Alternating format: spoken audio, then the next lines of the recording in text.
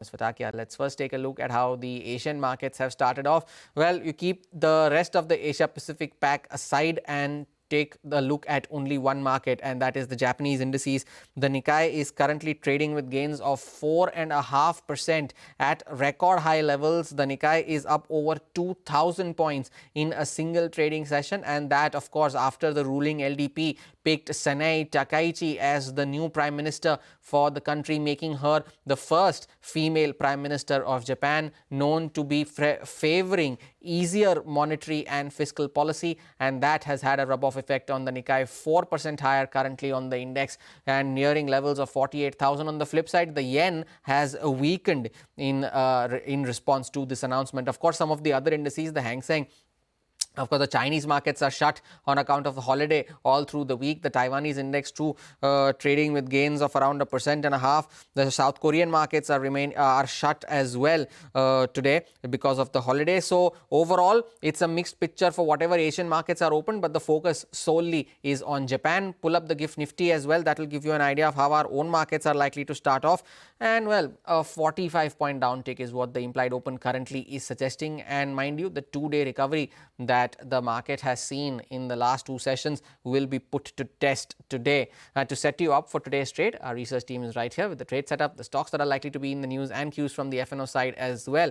Just I was mentioning, the last two days of recovery over Wednesday and Friday that the Nifty has seen will be put to test, because last week we ended the week with gains, yes, and it was banks and IT some bit that led that recovery. On Wednesday it was the banks and a last hour recovery in the IT stocks led to the Nifty ending higher on Friday. Gains of anywhere between half a percent to 2%, of course, in over the last week. But it's an important week today. This recovery will be put to test. Why is that so? Because there are multiple large IPOs that are opening today. Two of the largest IPOs of the year will be opening for subscription. Tata Capital opens today, LG opens tomorrow, and come Tuesday we will have IPOs worth almost 30,000 crores open for subscription simultaneously, because it will also be the last day of WeWork's IPO, which is of 3,000 crore rupees. And of course, there is also likely to be caution among the market participants ahead of the earnings season. But considering how the banking business updates have come out, there looks to be some comfort there for the bulls. Now, some important levels to watch for the Nifty. Friday's low, of course, 24,747 is now an important level on the downside, of course, followed by 24,600.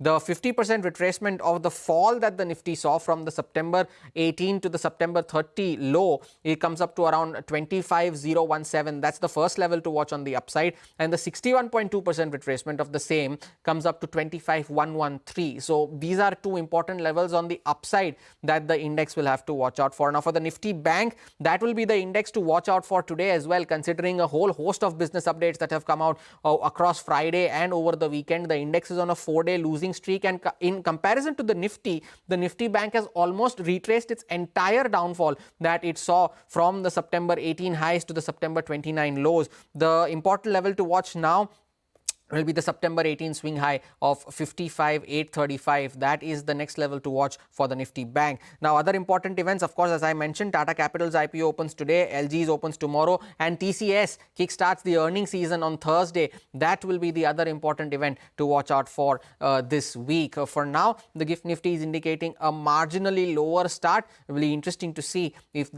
any potential dip comes in, whether that gets bought into or not. But that is your trade setup for the day. Over to Ria now, who would list out the stocks that you need to keep an eye out for in today's session. Ria, good morning.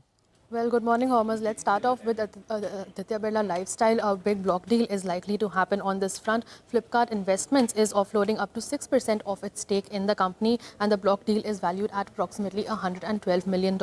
Moving on to all of the Q2 updates that have come out over the weekend, starting off with PNB. The domestic advances have gone up by around 3.7% sequentially, coming in at 10.1 lakh crores this time around. For Yes Bank, the CASA ratio is now at 33.8% versus 32.8% in the previous quarter. For HDFC Bank, the CASA deposit for the period has gone up by around 1.3% sequentially at 9.5 lakh crores. And for Kotak Mahindra Bank, the CASA has gone up by 11.2% on a year-on-year basis and around 6.7% sequentially, coming in at 2.23 lakh crores in this quarter. For IndusInd Bank, for their Q2 update, the CASA ratio now stands at 30.8% versus 31.5% in the previous quarter. And for IDBI Bank, the net advances have gone up by around 8.7% sequentially, coming in at 2.3 lakh crores.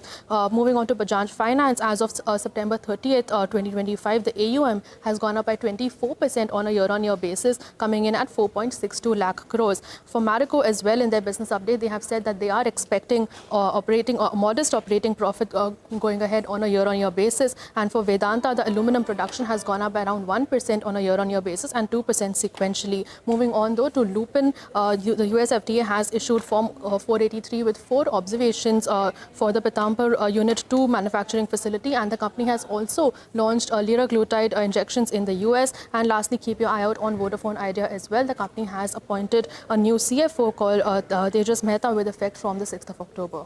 Also keep an eye out on Vodafone Idea because of the AGR hearing today in the Supreme Court. Ria, thank you for that update. And lastly, Sudarshan joins in with cues from the FNO space. Sudarshan, good morning. Welcome back. And does the FNO data indicate a move towards 25,000 for the Nifty? Good morning, Harma. So data from FNO desk is largely looking like, if I can say, it's mixed and there is nothing much to cheer about. Because like one problem that has been there for the last few weeks, that is the FI selling. And on Friday also we saw FI selling both in the cash as well as derivative market. But one support that might come from is the banking space. On Friday and Thursday, we have seen buying returning in banks. And if you remove the Nifty part in the derivative market, in the bank, in both futures and the option, we saw FI buying there. So on Friday, we saw Nifty, Nifty Bank as well as Nifty IT, all these major indices closing at the with minor gains at and especially IT index saw a recovery in the last hour trade, and this week it will be important for the IT index because we'll start seeing the earnings coming in, starting from TCS that will be reporting earnings on Thursday. As far as GIFT Nifty is concerned, it's indicating a start with minor cuts, currently down almost 50 points.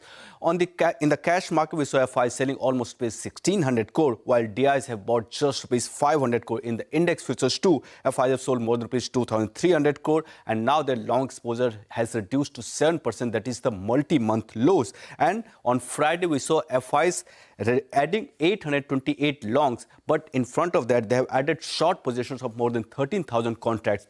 Now, if you come to the options data, one strike rate, that is 24,900, both on the put side as well as on the call side was very active. But on the put side, premium has seen a sharp fall. Now it indicates you that bulls will try to protect 24,900, and it's a very important level for both bulls and bears.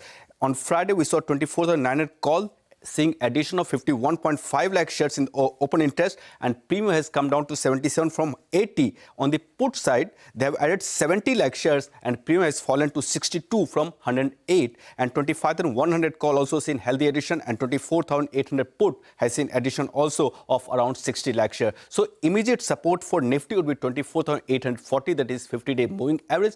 Next support comes around 24,750. Resistance would be 24,950, that is 100-day moving average. As far as Nifty Bank is concerned, support would be around 55,200 and resistance would be 55,700, that is 100-day moving average. One stock remains in the band, that is RBL Bank. Saman Capital has come out of the band, and as you have said, Vodafone Idea on Friday also it has seen fresh longs, and today also it will in focus ahead of AGR hearing. And one stock that might be in focus, that is the Max Health, because of CGHS order. On Friday we saw fresh shorts in that stock. Keep an eye out on all of these names. Sudarshan, thank you for that update. And